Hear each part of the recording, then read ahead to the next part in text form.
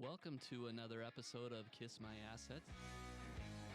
The transparency, the openness, the communication is more than you could expect. I'm sold. Don't let the fact that you don't know something or don't know enough about something hold you back. I knew I wanted to invest. What better way to invest than to invest in what I already know that I love, which is real estate.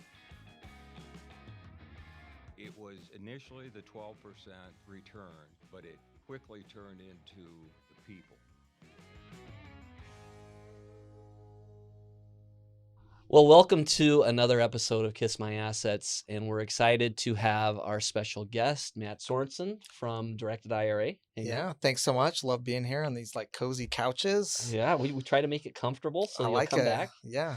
Your office is like 10 minutes from here, so easy commute, you know. Yeah, it was easy. You rode your bike over or something, probably. Yeah. Right? Yeah. I rode my bike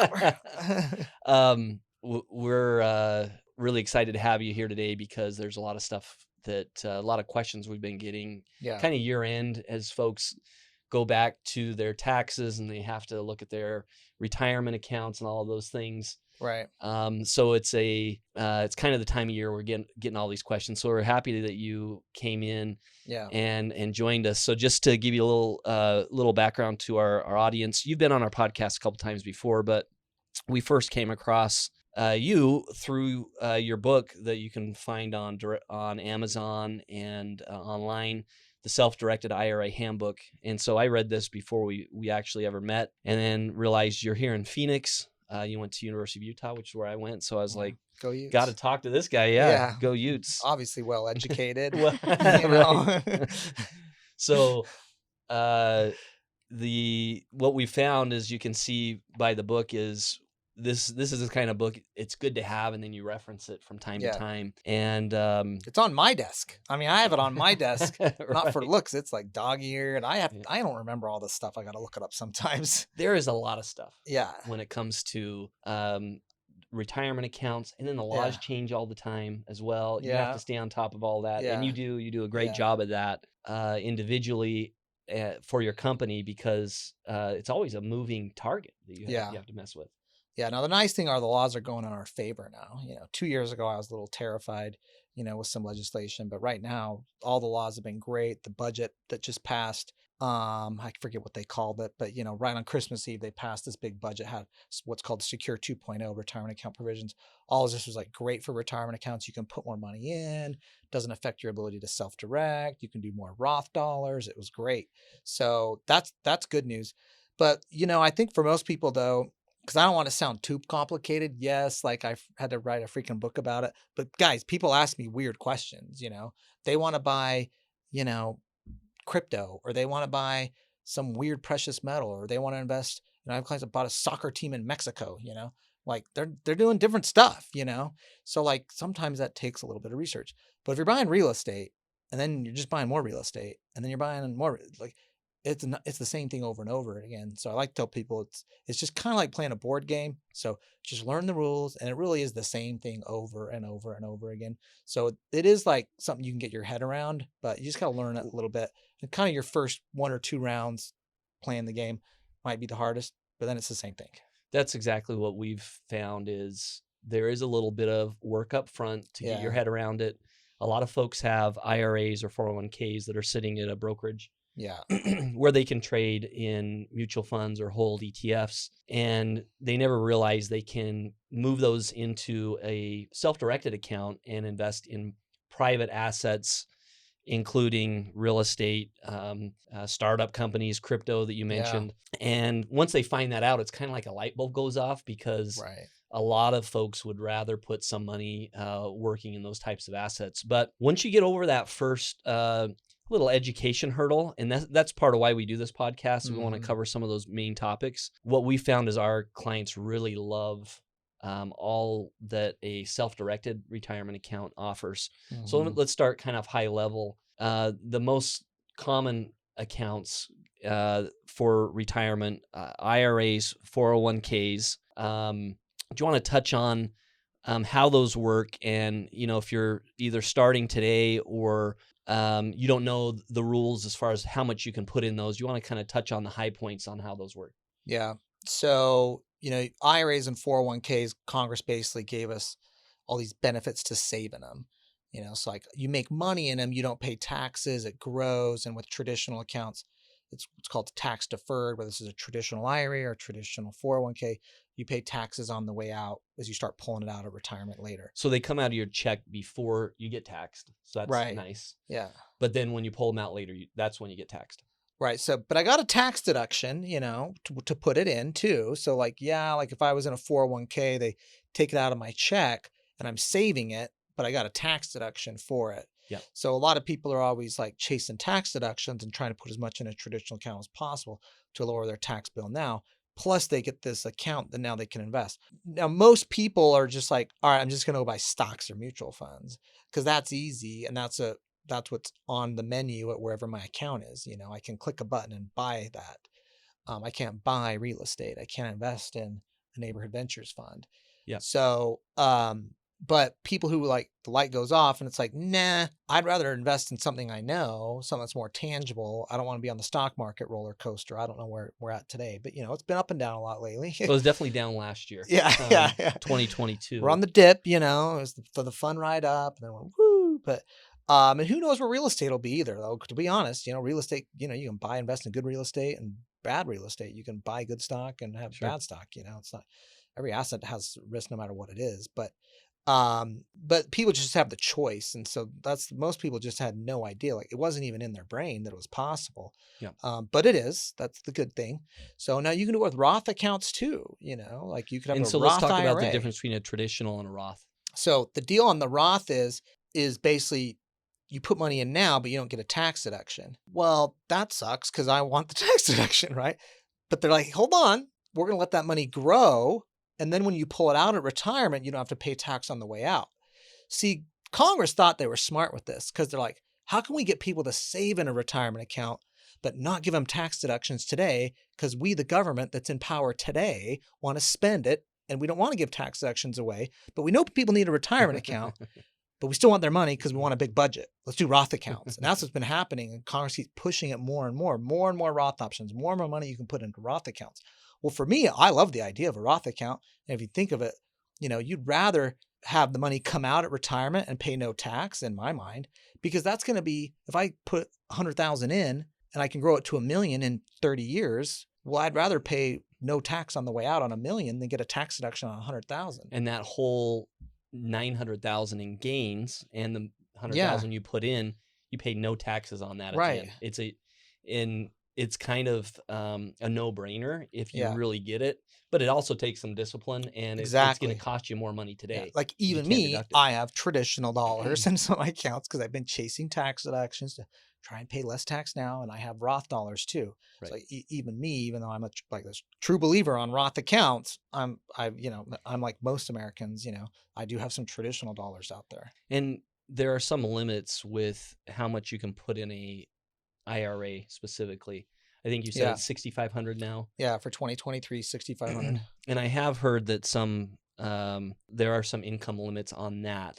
Yeah. But I think there's a way to still do it through like a backdoor. So right. Let's say I think the income limit is it 100? It's like 150-ish. 150. Let's say. So say you make over 150. Some accountants might say, okay, now you can't do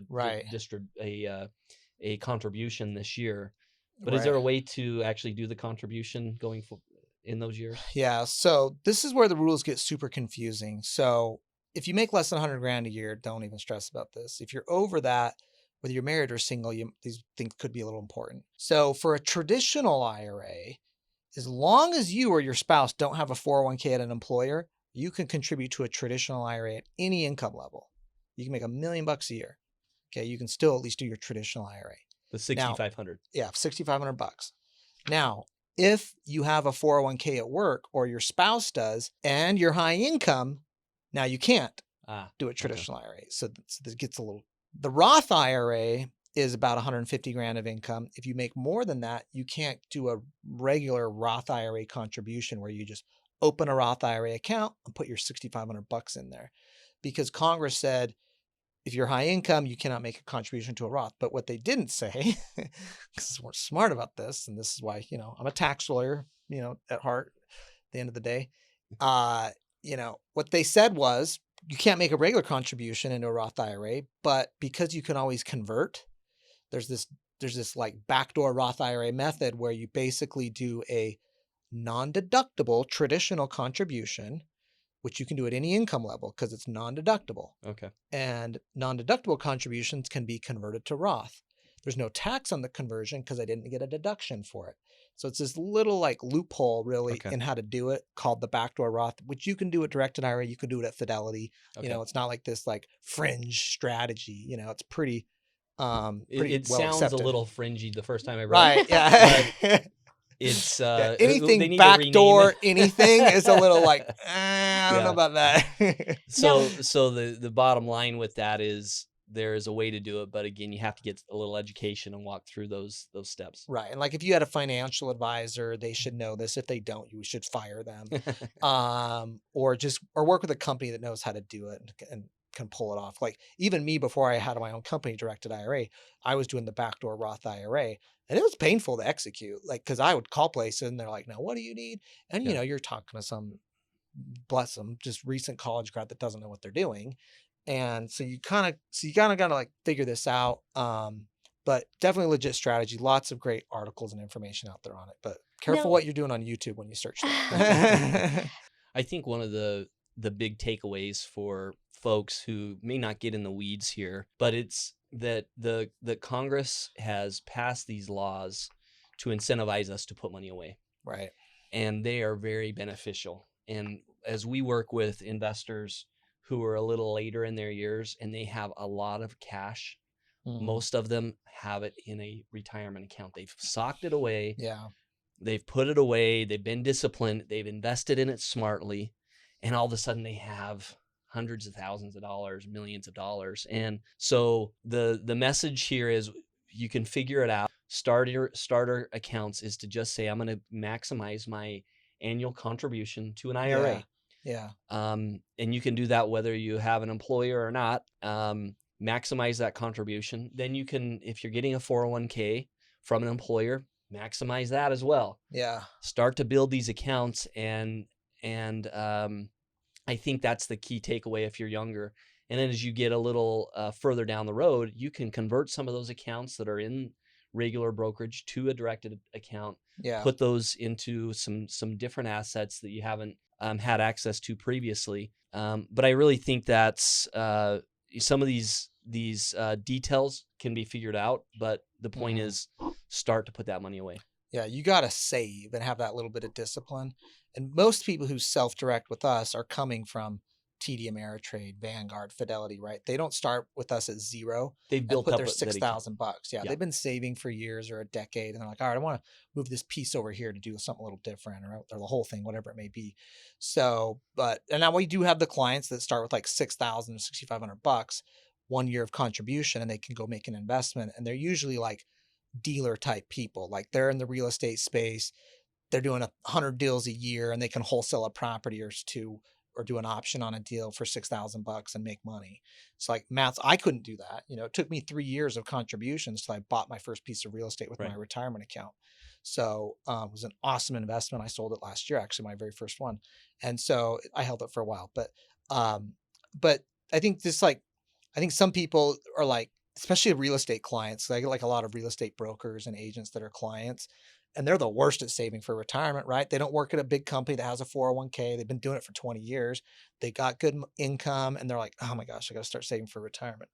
But it's like, okay, and you probably know some about real estate too, actually, like probably better than whatever mutual fund you would pick to put your IRA or 401k dollars into. But it takes a little discipline to save, set the money aside.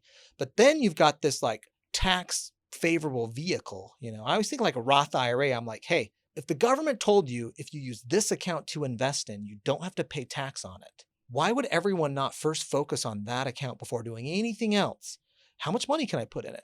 $6,500 a year. Okay, what can I invest it into? You do real estate, stocks, bonds, you know what I mean? I mean, that's what the Roth IRA is, but it's like, everybody's like, no, let me get my other money over here invested, and then I'll come back and worry about this over here. So I think the retirement account, because of the tax benefits, because that's the number one expense. If you're a business owner, an investor, the number one expense you're going to have when you're making money, taxes. That's like the biggest expense line. And how can we minimize that? Well, Congress gave us these retirement accounts. Now it's for the long haul, right? It's building wealth. I'm not living off that today. Like I'm 42, like I can't live off that. I got to wait till 59 and a half. Right. But so you've got your building wealth money for the long haul. Sorry, I'm getting a little stump speech here. And then make them your money today, of course. So it's not all. I'm not saying go all in the Roth, because I've seriously said, people are like, but I got to eat today, man. I'm like, I'm not saying everything. I'm just saying. Okay, so now we want to get into more of the nitty gritty. So some of these things may not apply to everybody, but there's several chapters to your book where it does get into the nitty gritty. We want to cover a couple of these. And I brought with me my expert who's on our team, Heidi Butler, works in financial operations here, talks to a lot of investors. And right now we're preparing our K1s. Exciting. That are going to be sent out here soon. So wanted to have Heidi join. And one of the big questions that we've got is around UBIT, UBIT. And I'll ask this question. So this is from Jeremy. So Jeremy, thank you for asking this question. We got the expert here to answer it. So he says, I was considering making an investment with my solo 401k into venture on 12th. So this is one of our individual projects. I was reviewing the material on your website, and it mentioned UBIT tax. I have consulted with my tax professional, and they informed me that UDFI, a form of UBIT, is exempt with 401ks. Is there anything else about the way these deals are structured that would trigger UBIT other than the leverage, such as operational business expenses, etc.?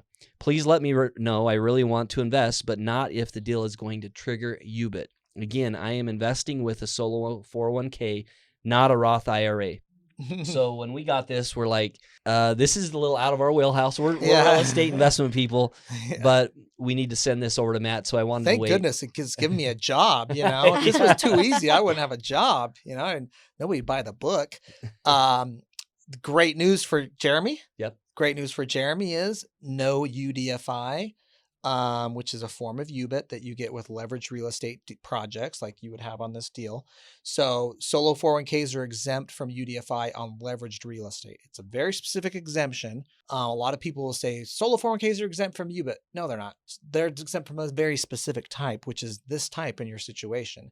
So the good news is UDFI, which is a tax that applies to an IRA mostly when that's leveraged with debt to purchase real estate. It's just a weird tax that applies. Solo Ks just have an exemption for it. Really, the 401k industry lobbied for it, and they got an exemption so that 401ks wouldn't have to worry about it, which will help even someone with a solo K. That's the best answer I was looking for. Yeah. So green light, Jeremy. You're in luck. Now, if it's a Roth or a traditional IRA, and he's looking to invest in one of our projects do have debt. Typically 50 to 60% of the capital is debt. Yeah.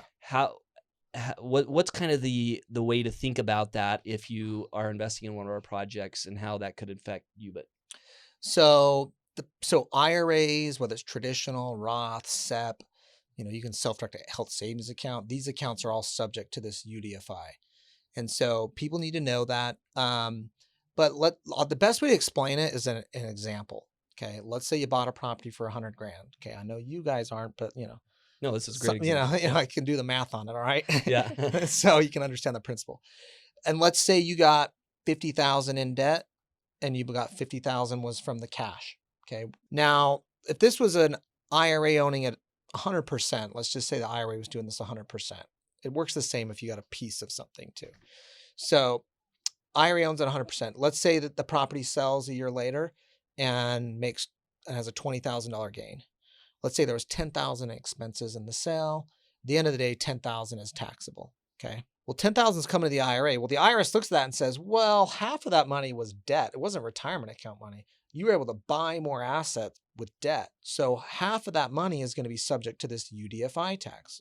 So half of the $10,000 of gain after all your expenses, 5,000. 5,000 would be subject to this tax. Now, the tax on the sale of an asset, you get capital gains rate for this UDFI tax.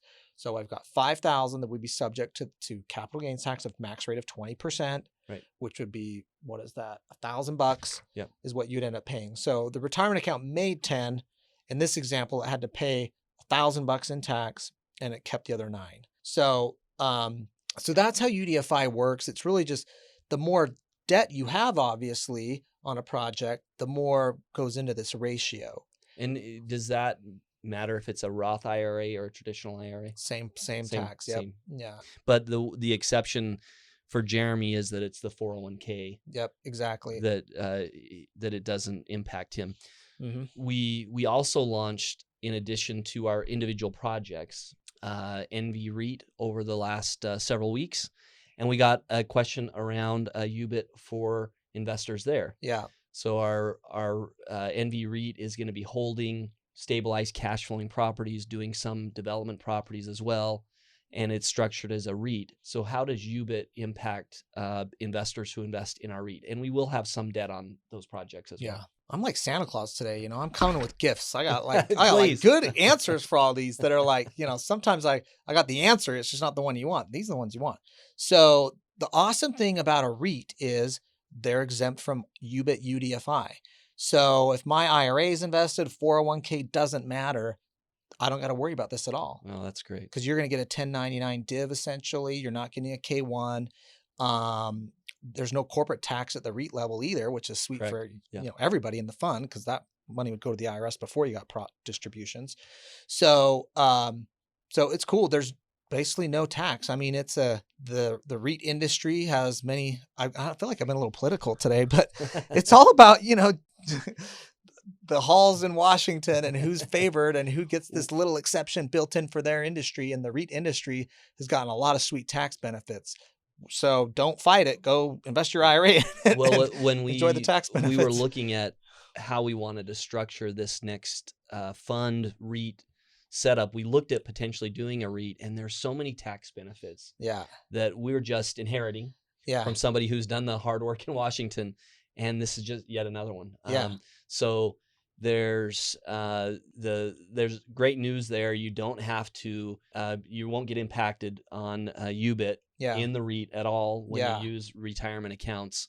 So those are two great answers. So also want to thank Heidi and her and I have really been working on this the last 6 months, and we're the ones that figured out we want to do a REIT. And now we're really happy we did a REIT. Absolutely. And I think, we have a bigger REIT that a lot of our IRAs have invested with us, and it's been a long time, one called Dakota REIT, great guys. But, to me, I've always been like, once I looked at what they were doing pretty closely and some of our other clients that invest their IRAs in real estate funds, it's like a lot of them already follow the rules of like, you have to distribute like 90% of the cash flow or something. It's like, they're already doing that. Right. It's like, we already qualify. We just haven't raised our hand and said, give us this awesome tax treatment.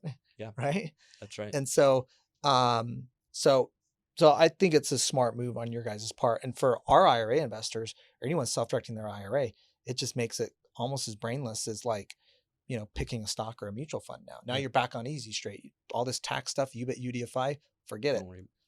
That's great news. Let's shift to K1. So Heidi,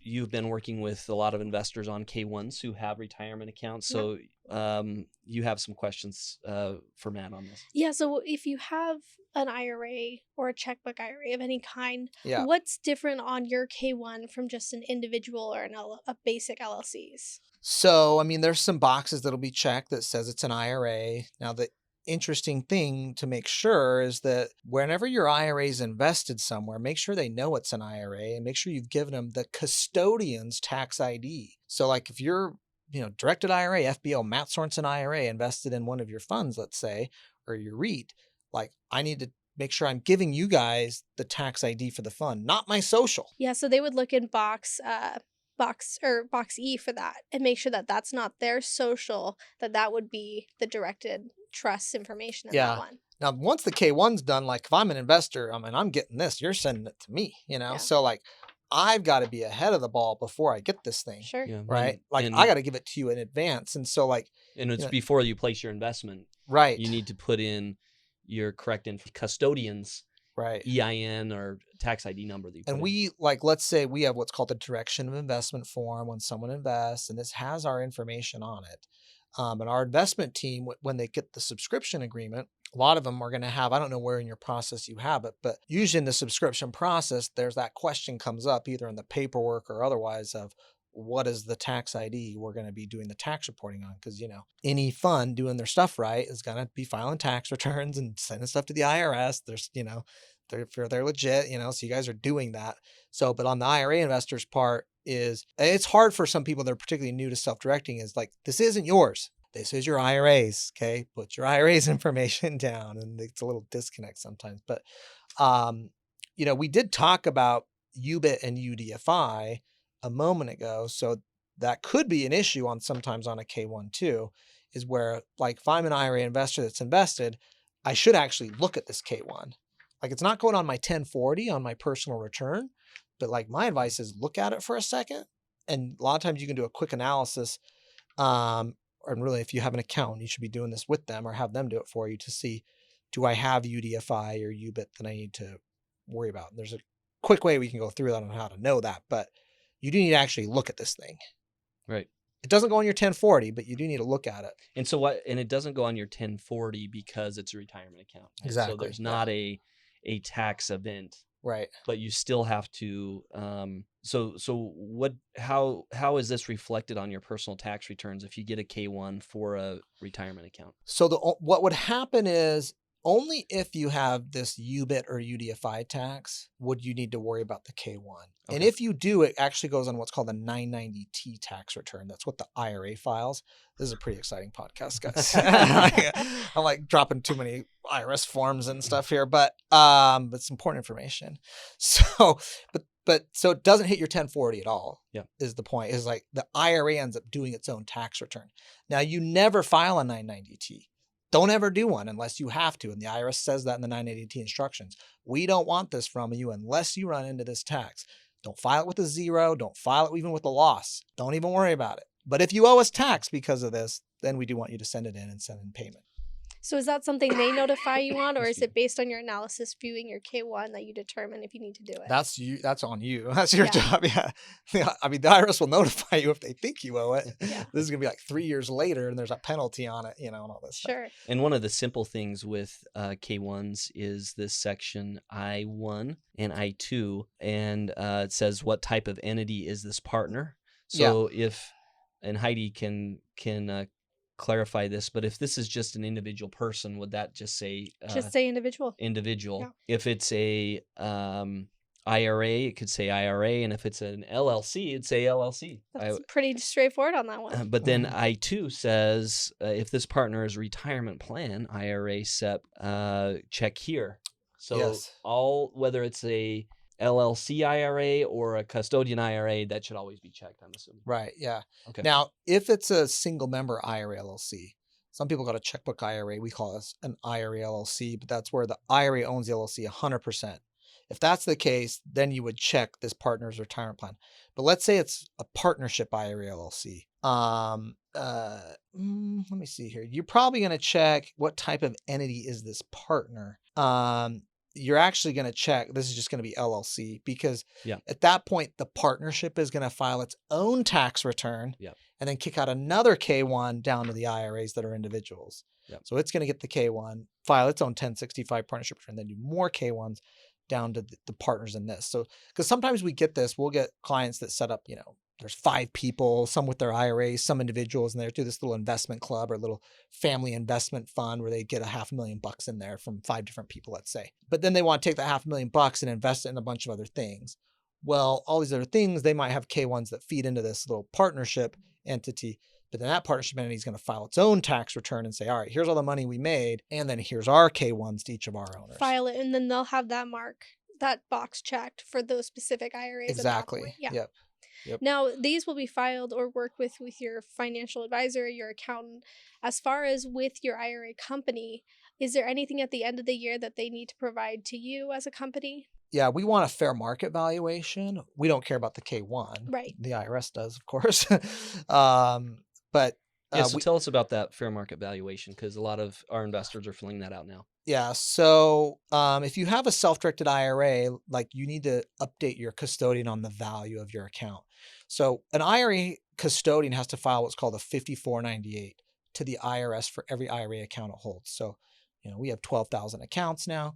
Like we send out 12,000 5498s to the IRS for all of our accounts. Well, there's a lot of boxes that are on this form, but one of the boxes is what's the fair market value of the account on December 31st, 2022 at the end of the year. And well, we don't know that unless you tell us. I can see what's in our records. And if you've had cash come in on an investment, well, obviously that's increased your value. You've taken distributions, maybe that's decreased your value. I mean, that's all in our stuff, in our system. But if just the asset went up in value, like you owned an interest in a LLC that owns real estate that went up, well, I need to know that so I can update your value on your account. So now most people, they've never had to worry about this because their IRAs at Fidelity. Well, what they do, they just look, they were invested in Pepsi stock at the end of the year.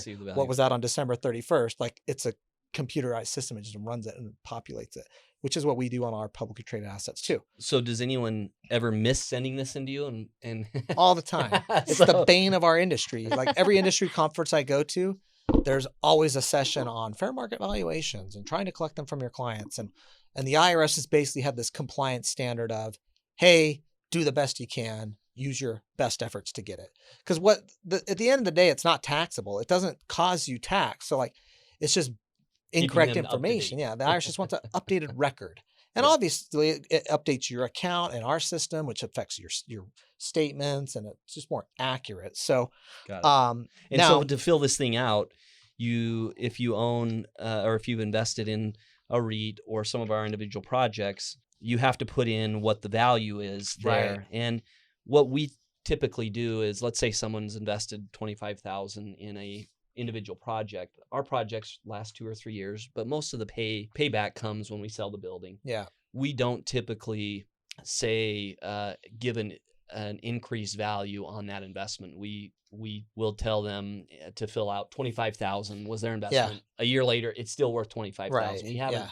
We haven't received higher value than that or have good information to increase it. So we keep it kind of conservative. Is that? Yeah.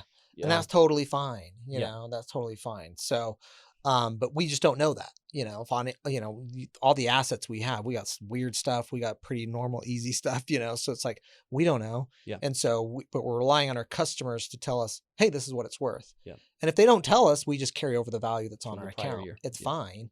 The only instance where we do have, it becomes an issue though, is if someone's trying to do a Roth conversion and they're invested in a fund or, a REIT or something. And it's like, okay, well, I don't know what that's worth. I need to update that value before I can convert it. So you've got to get some indication of value from the investment sponsor on what it's worth before I can convert it. Because the IRS now in that scenario is like, okay, we care, because they don't want the value to be too low where the client's going to end up paying less tax. So one of the big decisions people have to make if they want to do a self-directed account is, do I set up an LLC and have checkbook control? Yeah. Or do I just have my custodian hold the funds? And then when I do an investment, I let them know and they'll send the funds over. Yeah. How do you advise clients with that decision? It depends on what they're planning to invest into. So let's say they're going to do the Neighborhood Ventures REIT. I would just say, that's all they're going to do. They just want to put 50 grand in that, roll it over to the directed IRA, and we'll just invest whatever it is, the dollar amount. Don't even do an LLC. Why? It's going to cost you money. It's not necessary. Yeah. You're going directly into the fund. Yeah. Now, some clients are like, well, I might want to invest in that, and then I want to do my own real estate deal, and I want to buy a little duplex, and I want to, invest flip a property. My cousin's startup. Yeah, like you want to do all this stuff, and you want to run deals yourself. Okay, then do the IRA LLC. Like I even have an IRA LLC. Now I invest outside the IRA LLC too, but I use that for I have owned rental properties and done private money loans on a short-term basis. I like the LLC for that. But if you're investing directly into an asset where you're not managing it and running the deal, like your guys' funds or the REIT, I would skip the IRA LLC. It'll save you money. Is it more with that than the transaction process, the amount of transactions you're planning to do would decide Yes. kind of if you want an LLC or not. Is that what I'm understanding? Yeah. Actually, today I just had an article published in the California Lawyers Business section. Congratulations. Yeah. So it's on all my social media today, but it goes over the IRA LLC, and the reason real estate investors like it is because they get a checkbook and they get control. So like when your IRA is with us and you want to make an investment, you're going to say, all right, I want to invest in this. Now, if it's like Neighborhood Ventures REIT, let's say, and cool, that's easy. Send me the subscription documents. We'll put your IRA as the investor, how much you want to invest. We'll wire them the money. You authorize it, done. Yep. Your IRA owns it. Okay, that's pretty easy. But if you're like, well, I want to buy this house and then I'm going to rehab it and then I'm going to try and flip it, and I got this other partner that wants to come in and this is the contractor I want to use and I want to buy my supplies and materials here. You don't want me sending that, running that all through us. I got to have your IRA sign the contract, go buy these materials, go pay that contractor, go try to sell it, go hire the agent. Like, nah. Yeah. Like, I don't like that either. And we charge for those things. We make money when you do all that stuff. You know what I mean? It's like the LLC is just like, rather than IRA owning the real estate, their IRA owns an LLC 100%. The LLC in turn would own the real estate property. And they can be manager of the LLC, have a checkbook, and also have authority to sign contracts for the LLC. So it kind of puts them in a control position to manage the investment easier. Now, And for most some of our investments- investors are not looking to do that. yeah, they want to just be the investor. Yeah. They don't want to be the deal person too. So if somebody wants to learn more, what do you recommend they do? And then how do they reach out to your team to get set up on an account? So we have tons of resources at directedira.com, lots of resources. There's a real estate page. We have a quick start real estate guide. I've got lots of content on the IRA LLC, videos, podcast episodes. We have the Directed IRA podcast. It's like 50 episodes in now on, by the way, top 5 podcast on top 5% on Buzzsprout. We just got that. Wow. That was pretty good. I'm like, this many people listen to self-directed IRAs? Right. I don't know. I was, I've got to take this shoe off. Sorry to interrupt. Oakley can take this out, but keep going. yeah, that's all right. So, foot's killing me. but you know, if for people that really want to do the deep dive though, is you can read my book. So I've, the book's got over 100 legal citations, and particularly if you're like the engineer or like the pilot or the CPA or attorney, and you're like, yeah, but what about this? Or what's the case on that? If that's in my book, then I have more kind of like easy to read information on the website. Great. And I think that one of the biggest questions we've been getting from investors is, when is Matt going to record his Audible version of the book? Oh man, I know. With your voice. I know. You know what? I got about 5 chapters into it and I was like, this sucks. You started. I tried. I really did. And because the book is reference guide-ish. It really is. It is like meant to be like, well, if you want to learn about this, just go read chapter 9. Yeah. It's not like a love story. No. You start and you get some character development. You've got a and, climax in the middle. No. It's like you could jump around if you want. Now, a lot of people read it front to back, and I wrote it sequentially in the things I think you want to know first to what you want to get to. But my latest idea, which I have not executed on, it's on my list, but is I'm going to do an abridged version of it. Cool. Yeah. It's just doing an abridged version of it and do like a kind of like how I would do a presentation, but do it through the whole book. So I did record a video series though on it, on self-directed IRAs and real estate, that's just focused on real estate. Because I get like real estate for us is the most common asset someone self-directs. They don't care about precious metals. They don't care about crypto. They don't care about private equity, unless it's a real estate private equity fund or something. So I've skipped all that stuff and just tried to keep it a little more focused.